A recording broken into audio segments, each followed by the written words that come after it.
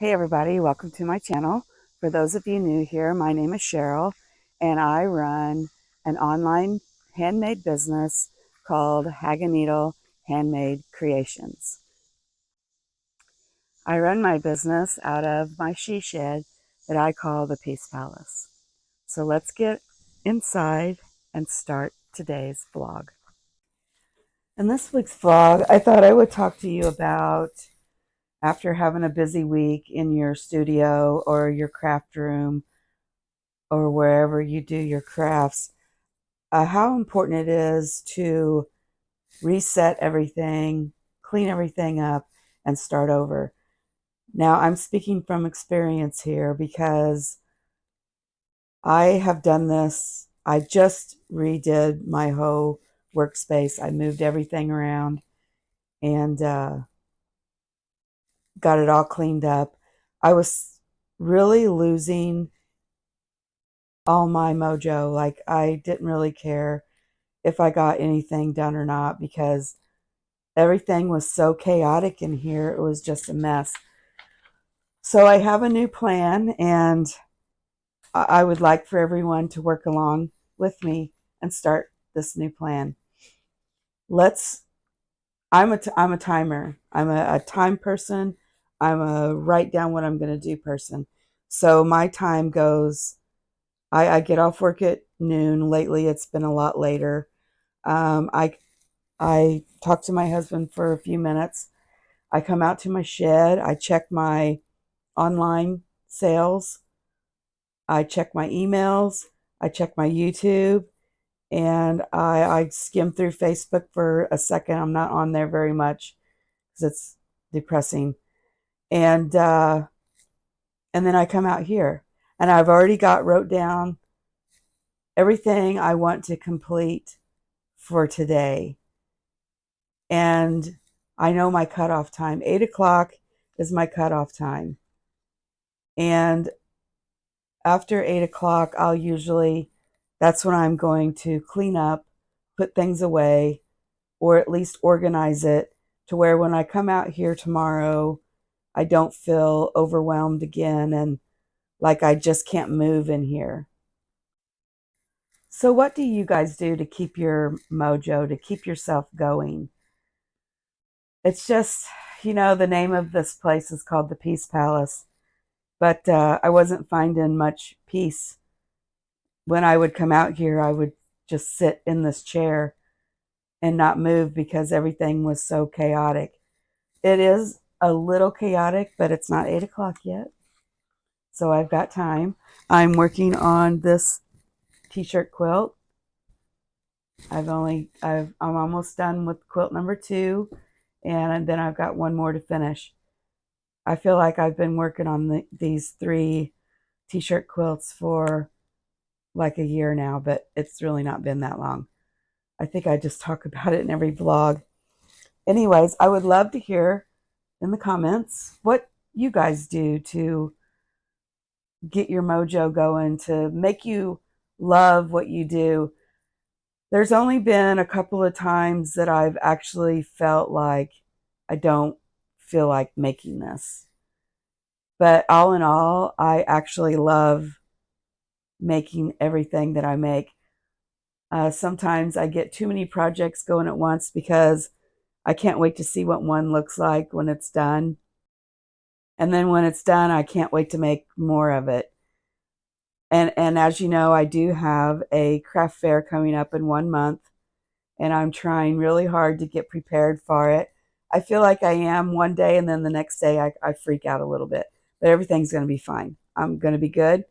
When it gets closer to time, I don't know if I've said this or not, but my husband goes with me to this craft fair because we have quite a few friends that live near there. And this year this is our vacation. There's a little, what are those? A Verbo, Airbnb, whatever, house that's 5 minutes from the craft fair.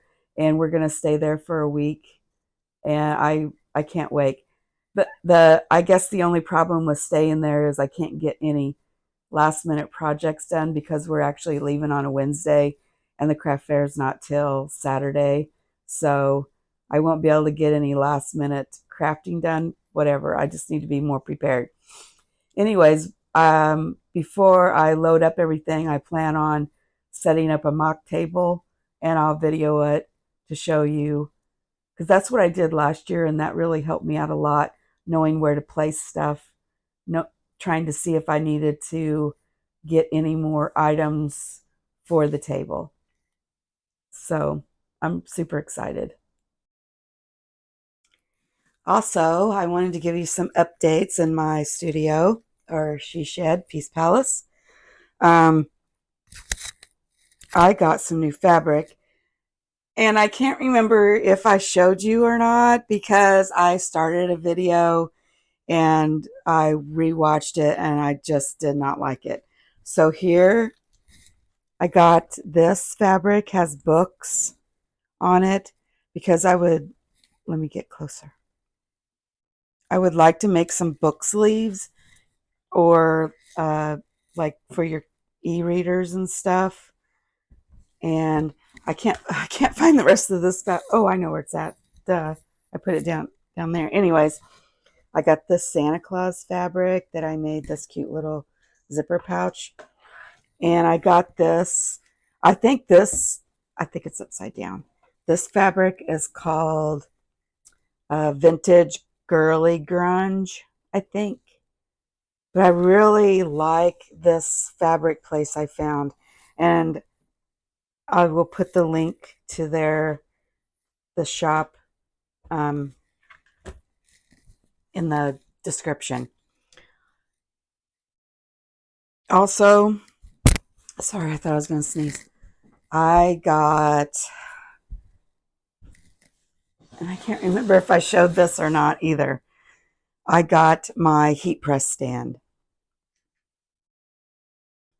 I could put my fabric in there, but it's really not big enough to do that.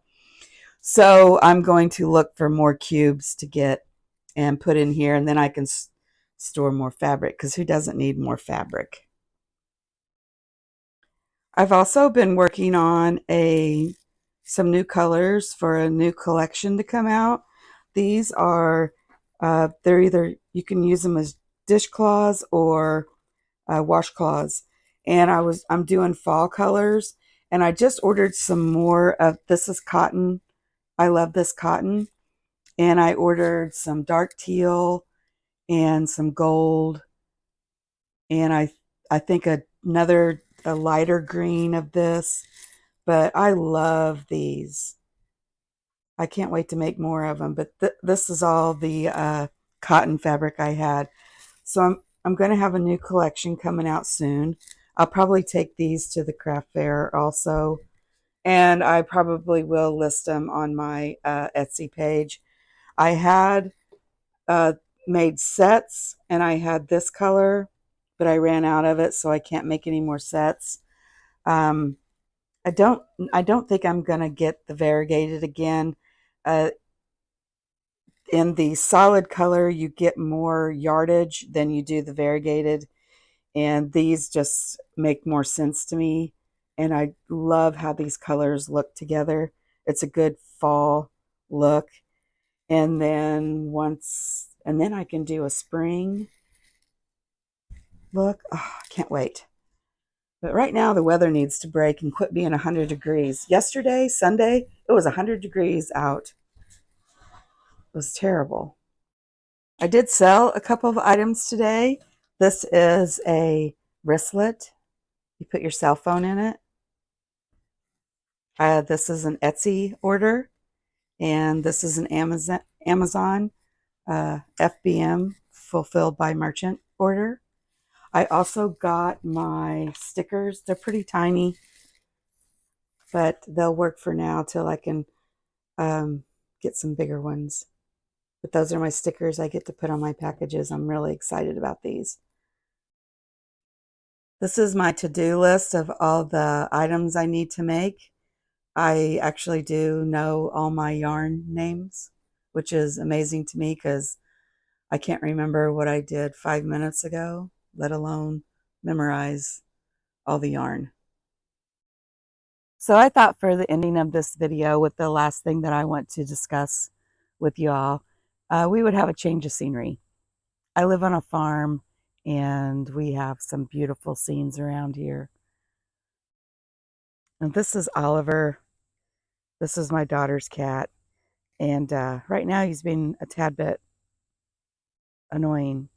You ever had a cat that licks so much? It's like wet sandpaper. Anyways, back to topic. Um, I just want to talk to you guys about how I plan my week and the logic behind it. So the first thing I do is I have a planner. I made it myself because I like they're the smaller notebooks. They're the college ruled smaller notebooks. And so I simply make my own calendar. Uh, I just draw my own lines and fill it in. But usually on Sunday morning, afternoon, I will sit down and I will plan my following week. Now, if I know I have appointments and I need to put those for the future, then I write all that down too. But as far as planning for my week, I start on Monday, and let's say Monday there's nothing. I have no appointments. There's nothing to do outside of work. So I will write down, okay, I need to get one of these made, one of these made, and two of these made. And then I go to the next day. Okay, Tuesday I have a doctor's appointment, so I need to plan accordingly. Instead of, getting two of these made, just do one. And that's how I plan my week. Now you'll ask, why do you plan your week? Well, I simply plan it so that I actually get things done and I don't just sit and watch TV all the time or start one project, start another project, something new all the time. That's just my brain. That's how I have to do this. I'm a planner. I'm also a timer. I put myself on time schedules. I set a timer because sometimes when I'm starting a project and it's a 15-minute project, it can take me 2 hours. And that is because I get sidetracked a lot. So if I set a timer, I know I've only got this amount of time. I've got to get it done. I've done this my whole life. I've always been a planner. I've always had to write things down, and I've always been one that times stuff. I know it just helps me out. I would like to know in the comments, what do you guys do to keep you on track? This is the whole reason I do the planning and the timing, is to keep me on track and not uh, move on to new projects that you don't need to be doing, but you really want to do, but it needs to wait until the specific date that you've wrote down. Now, another thing I want to say is I was also someone who, if I didn't get everything done I'd put on my list, it would just freak me out. I've moved past that because sometimes I feel like I put way too much on my plate thinking I can get it done, and in reality it was too much. So when I do that, I don't feel bad I don't get it done that day. I'm a highlighter, so when I get something done, I highlight what I've done. And anything left open, say today I scheduled 10 things and I got 4 done. So tomorrow I'm going to work on the stuff I had scheduled, and if I can, I will pick up what I left off yesterday. And if I don't get that done, I'll simply incorporate it into next week's schedule. I write down as much as take the trash out, because Friday is trash day. So they come like at 6 a.m. So I need to have my trash out on Thursday. So tomorrow's Thursday. It's trash day. I know it's crazy. I hope there's somebody else out there that does this and not just me. So for those of you who made it to the end of the video, I really appreciate all of your likes and your comments. And my new subscribers, my old subscribers. I just really appreciate you guys so much. At one point, I felt like giving it up, but then I always get a couple of comments, 2 or 3 comments, and it makes my day, and the comments keep me going. So I'm going to say goodbye. Jerry says goodbye, and that's Lucy, and she really wants to play. Anyways, goodbye for now, and I'll see y'all next week.